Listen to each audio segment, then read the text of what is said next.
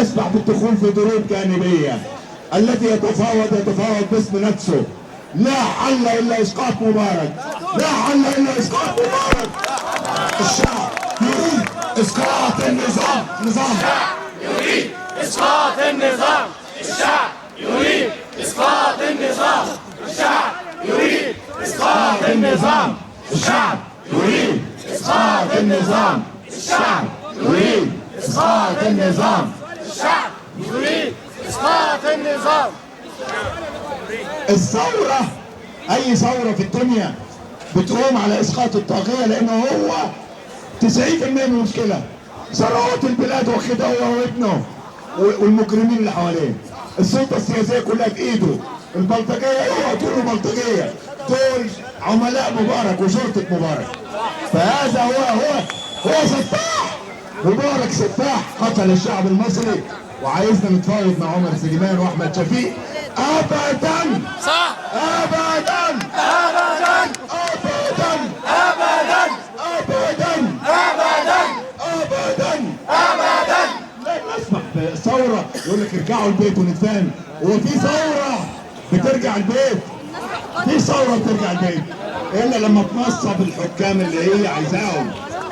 مجلس الانتقال اللي انتوا عايزينه سينتخب هنا، سينتخب هنا في ميدان التحرير. حتى لو اضطرينا نجيب صناديق. يحيى كفاح الشعب المصري. يحيى كفاح الشعب المصري. يحيى كفاح الشعب المصري. يحيى كفاح الشعب المصري. يحيى كفاح الشعب المصري. يحيى كفاح الشعب المصري. هم مش قادرين يتخيلوا ان دي ثوره. يقول لك تعالوا، انا قعدت مع شباب في ميدان التحرير، وانت تخطف البلطجيه يخطفوا واحد وبعدين تتحاوروا معاه. انتوا بتتحاوروا معانا وبتسفكوا دماءنا. انتوا تسفكون دماء الشعب يا مجرمين، وبتقولوا الحوار يا خونة الوطن لا مكان لكم بيننا، مكانكم في السجون. مش رشيد والمغربي، مبارك وجمال. مبارك وجمال. سجون. لا يمكن اتباع ثورة. هو يمشي مش هنمشي. هو يمشي مش هنمشي. هو يمشي مش هنمشي. هو يمشي مش هنمشي. هو يمشي. عايزين محاكمة. مستكترين على الشعب المصري. عايزين محاكمة. مستكترين على الشعب المصري العظيم انه يعزل الحاكم بتاعه. ليه يعني؟ ده عمر مكرم كان بياخد معاه 10,000 يا اخي، باع 10,000.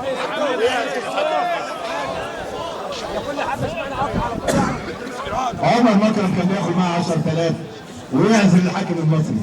مش مقضيكم 12 مليون وراهم 80 مليون. مستكترين علينا، مستكترين علينا نعزل واحد هو المفروض اجير. هو اجير عندنا، اجير. مستكترين يقول لك ليه عمر سليمان بيكابر في الحق؟ لان لو جاء مبارك يبقى الشعب هو السيد. الشعب هو السيد، وانا اقول له الشعب هو السيد. الشعب هو السيد. الشعب هو السيد. الشعب هو السيد. مستكترين على نشيل حاكم. ياما شلنا حكام، ياما شلنا حكام، فما مستكترين علينا ليه نشيله؟ فاذا هذا قرار الشعب ولابد ان ينفذ على رقبتهم، ولابد ان يسمعوا هذا. لقد قتلوا منكم، لقد قتلوا منكم. ده غير الجرائم بقى بتاع 30 سنه. قتلوا منكم في الايام اللي فاتت قد اللي قتلته اسرائيل في حرب لبنان في الشعب اللبناني، والقتل اللي قتلته في غزه في حرب 2008. 300 شهيد، وانا اعتقد ان هم اكتر من كده. 312. وزاره الصحه لسه قايله دلوقتي، المصريه اللي هي هنا الرسميه، قالت 5000 جريح. هو ده عدد الجرحى في غزه وعدد الجرحى في لبنان. هؤلاء يشنون الحرب على الشعب، يشنون الحرب على الشعب. فعلا كلها الحرب فيك. وده حدث اساسا بعد خطبه هنا 2500 جريح في هنا في يوم واحد. ده حدث بسبب مع خطبته. يبقى اذا هو اطلق شرارة البلطجة والاجرام، وبالتالي هو قاتل الشعب، هو السفاح، ولن نسمح له بأن